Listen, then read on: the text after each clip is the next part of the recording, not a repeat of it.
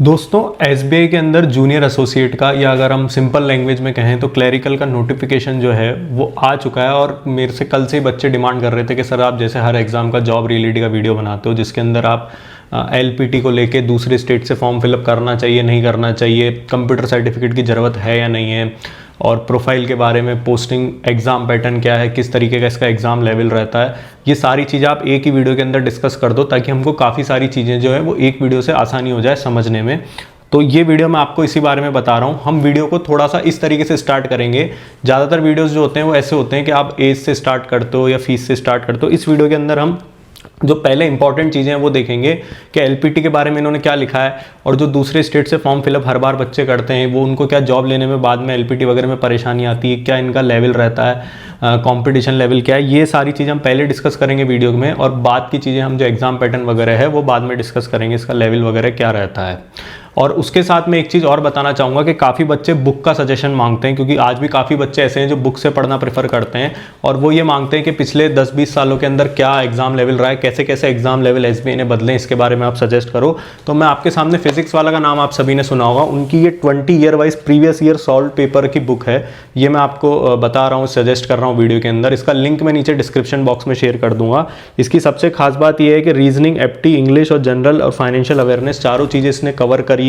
और प्रीलिम्स और मेंस 2012 से 2023 तक इसके अंदर जितने भी हुए वो सारे कवर हैं।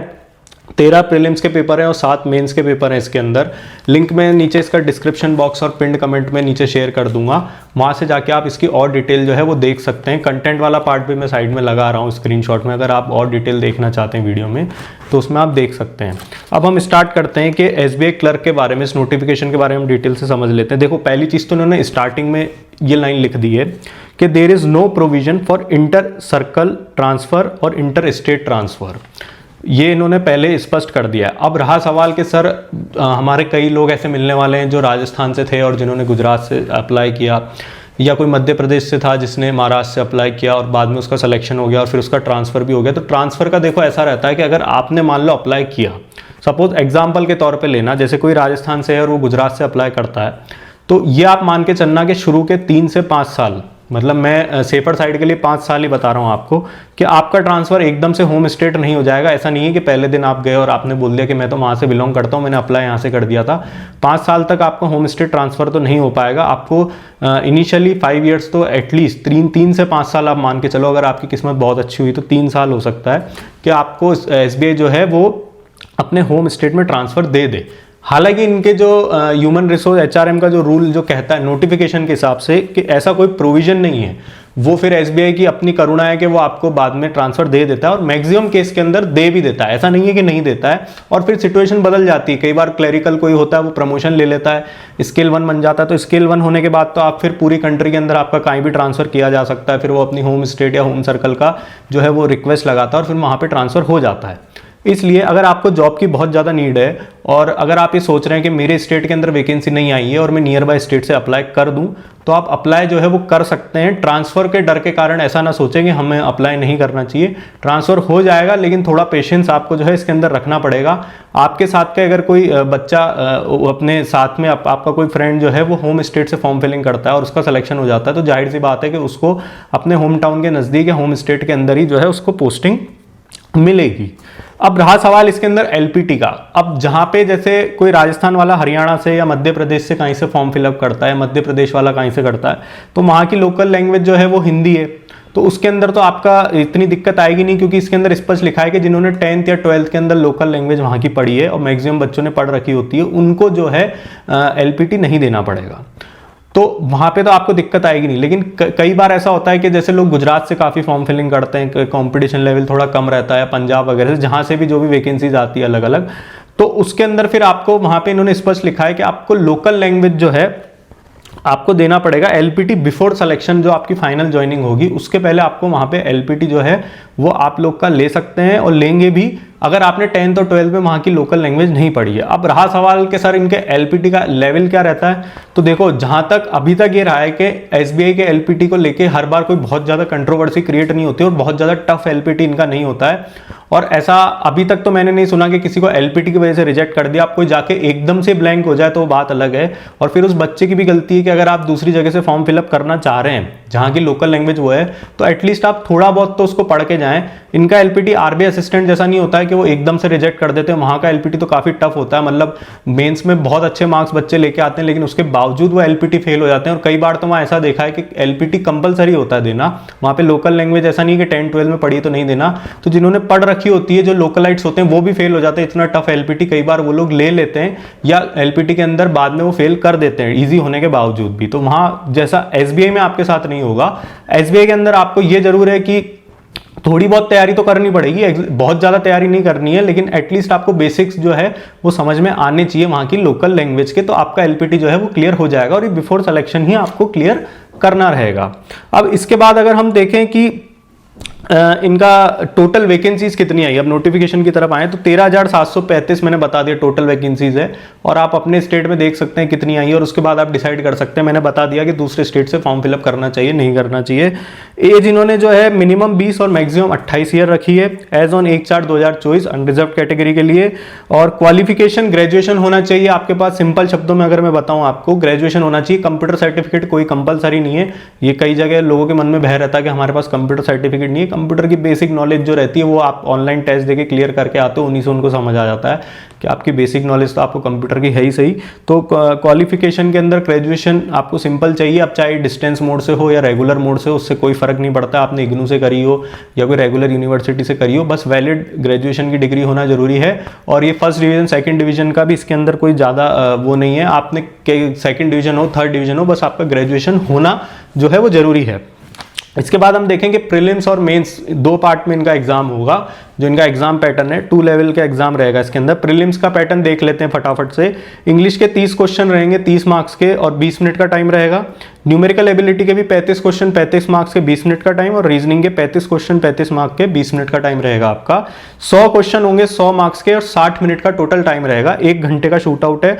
नेगेटिव मार्किंग आपकी 1/4 रहेगी, लेकिन सेक्शनल को लेकर इन्होंने स्पष्ट लिखा है कि section wise marks will not be maintained. Section wise cut of का नहीं जाएगी आपकी।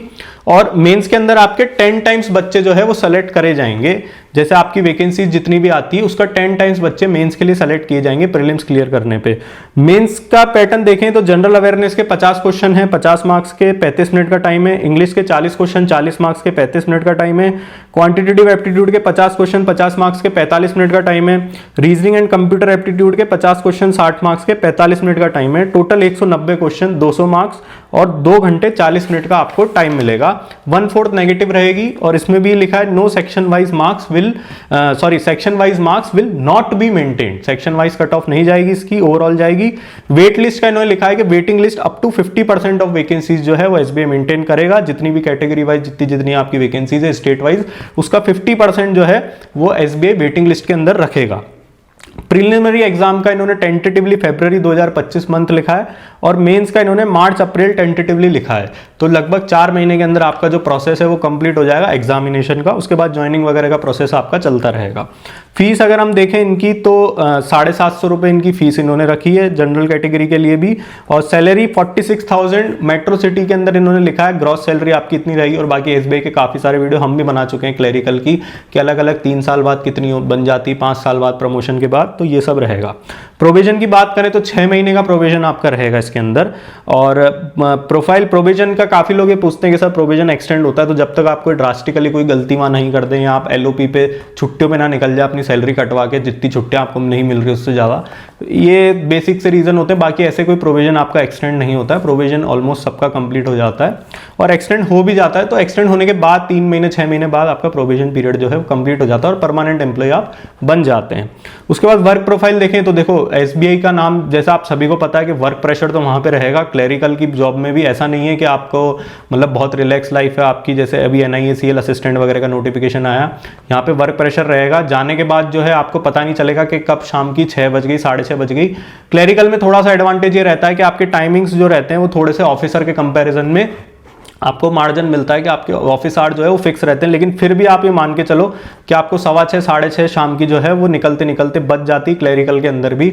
और ब्रांचेस जो है मैक्सिमम आपकी पोस्टिंग की अगर बात करें इनिशियल लेवल पे, तो पोस्टिंग के अंदर आपका ये रहेगा कि पोस्टिंग आपकी इनिशियली मैक्सिमम चांसेस है कि रूरल एरिया में ही इंटीरियर में पोस्टिंग देंगे जो न्यू ज्वाइनी बच्चे रहते हैं। अगर आपकी किस्मत बहुत ही अच्छी हुई तो अर्बन सिटी या मेट्रो सिटी या आपके होम टाउन के आसपास कहीं पोस्टिंग आ जाए या होम टाउन के अंदर भी पोस्टिंग आ जाए, लेकिन इनिशियली ये होम टाउन के आसपास 100 किलोमीटर 60 किलोमीटर के एरिया में पोस्टिंग दे देते हैं। अब कभी कभी किसी किस्मत खराब हो तो स्टेट का एरिया बड़ा है तो वो 200 किलोमीटर 150 किलोमीटर कोई घुमा दे तो बात अलग है, बाकी ऐसा अमूमन जो है वो एसबीआई करता नहीं है। लेकिन हाँ, होम टाउन पोस्टिंग मिलना मुश्किल है, लेकिन उसके आसपास आपको पोस्टिंग मिलने के हाई चांसेस रहते हैं और रूरल एरिया में पोस्टिंग मिलने के ज्यादा चांसेस रहते हैं इनिशियल लेवल पे। प्रोफाइल का मैंने बता ही दिया कि पब्लिक डीलिंग तो आपको करनी पड़ेगी। अगर आपकी कोई सर्कल ऑफिस या एडमिन ऑफिस या आपको कोई कॉर्पोरेट ब्रांच मिल जाए जहां पब्लिक डीलिंग ना के बराबर हो तो बात अलग है, बाकी आपको पब्लिक डीलिंग तो बहुत करनी पड़ेगी, क्योंकि ब्रांचेस में बैंक के अंदर वैसे भी आपको पता है कि आपके ऊपर प्रेशर रहता है पब्लिक डीलिंग का। ये सब चीजें तो आपको वहां पे पूरे तरीके से देखनी पड़ेगी। इसके बाद बात करें कि इनके प्रमोशन स्ट्रक्चर की, तो प्रमोशन स्ट्रक्चर वही रहता है, वही 3 से 5 साल के अंदर आपको ऑफिसर के लिए आप एलिजिबल हो जाते हो, 3 साल के अंदर 2 साल के अंदर। एसबीआई के अंदर जेआईबी सीआईबी को भी एक अच्छा खासा वेटेज देते हैं। इसका एक मैंने डिटेल में वीडियो भी बनाया था कि कैसे एसबीआई के अंदर प्रमोशन को फायदा मिलता है अगर आपका जेआईबी सीआईबी क्लियर है तो। लेकिन फिर भी बैंकिंग के अंदर आप मैक्सिमम मान के चलो कि 3 साल के अंदर आपका प्रमोशन हो जाता है अगर सारी चीजें सही रहती है तो। दूसरी चीज ये है कि प्रेशर से कई बार बच्चे घबरा जाते हैं और प्रमोशन नहीं लेते। बहुत सारे एसबीआई क्लर्क ऐसे हैं जिनको 20-20 30-30 साल हो गए और उन्होंने अभी तक प्रमोशन नहीं लिया है, क्योंकि ट्रांसफर और वर्क प्रेशर ये 2 कारण अपने आप में बहुत ज्यादा रहते हैं। तो ये मैं अगर इसके बारे में मैंने ज्यादा बोल दिया तो बच्चे अभी नाराज हो जाएंगे, क्योंकि पहले हमारे चैनल को लेके बोला जाता है कि बैंकिंग को लेके जो सच्चाई बताते हैं उसको नेगेटिविटी नाम दे दिया जाता है। तो इसलिए मैं इसके बारे में मैं अभी नहीं बोलूंगा, क्योंकि मैं पहले बता चुका हूँ वीडियोस के अंदर, आप देख सकते हैं जाके। लेकिन सच्चाई यही है कि वर्क प्रेशर से अगर आप घबरा रहे हो तो फिर बैंकिंग में मत आओ। अगर वर्क प्रेशर से घबरा रहे हो तो फिर आप जो दूसरे सेक्टर की जो वैकेंसीज आती है, NIACL की हो गई, UIC की हो गई, अभी GIC की आई हुई है, तो इन सब सेक्टर में जाना ज्यादा बेटर है। लेकिन यहाँ पे अगर आपको जॉब की बहुत ज्यादा नीड है तो फिर आपके लिए ये फॉर्म जो है वो सबसे बेस्ट है, क्योंकि वैकेंसीज काफी अच्छी इसके अंदर आई है। जेआईबी सीआईबी के मैंने बता दिया कि जेआईबी का 1 इंक्रीमेंट और सीआईबी के आपको 2 इंक्रीमेंट जो है इसके अंदर एक्स्ट्रा मिलेंगे। 3 इंक्रीमेंट आपको टोटल मिल सकते हैं। अगर आप जेआईबी तो आप जॉब लगने के पहले भी क्लियर कर सकते हैं, जैसे आपका अगर पूरा प्रोसेस हो जाता है, मेंस क्लियर हो जाता है, तो मैं सजेस्ट ये दूंगा कि अगर आप सीरियस हैं और आप दूसरे सेक्टर में नहीं जाना चाहते हैं, केवल एसबीआई में ही रहना चाहते हैं, तो फिर आप जेआईबी की तैयारी शुरू कर दें, ताकि 1 इंक्रीमेंट आपको जैसे ही क्लियर होगा आपको इंक्रीमेंट मिल जाएगा और उसके बाद आप सीआईबी क्लियर कर देंगे तो 2 इंक्रीमेंट टोटल आप 3 साल आगे हो जाएंगे अपने बैचमेट से और 3 इंक्रीमेंट आपको एक्स्ट्रा मिल जाएंगे। एक और इंपॉर्टेंट पॉइंट इसके अंदर ये है कि जो ट्रेंड अप्रेंटिस हैं एसबीआई के, जो समय समय पे अप्रेंटिस की भर्ती निकलती रहती है, उनको 5 मार्क्स का आउट ऑफ 200 बोनस मिलेगा मेंस के अंदर। ये एसबीआई ने स्पष्ट लिखा है नोटिफिकेशन के अंदर। तो ये कट ऑफ में थोड़ा बहुत रोल प्ले कर सकता है कि अप्रेंटिस अगर कोई अप्लाई करते हो, सीरियस रहते हैं जॉब के बारे में, उनको एक्सपीरियंस है, इसका ट्रेंड अप्रेंटिस हैं वो ऑलरेडी एसबीआई के, तो उसके अंदर उनको एडवांटेज मिल सकता है। कंप्यूटर सर्टिफिकेट का मैंने स्टार्टिंग में बता ही दिया आपको कि कोई कंपलसरी नहीं है। इसके अलावा आपको और कोई डाउट है तो नीचे कमेंट बॉक्स में टाइप करें और हमारे चैनल को लाइक शेयर सब्सक्राइब करें। आप लोग का बहुत बहुत धन्यवाद।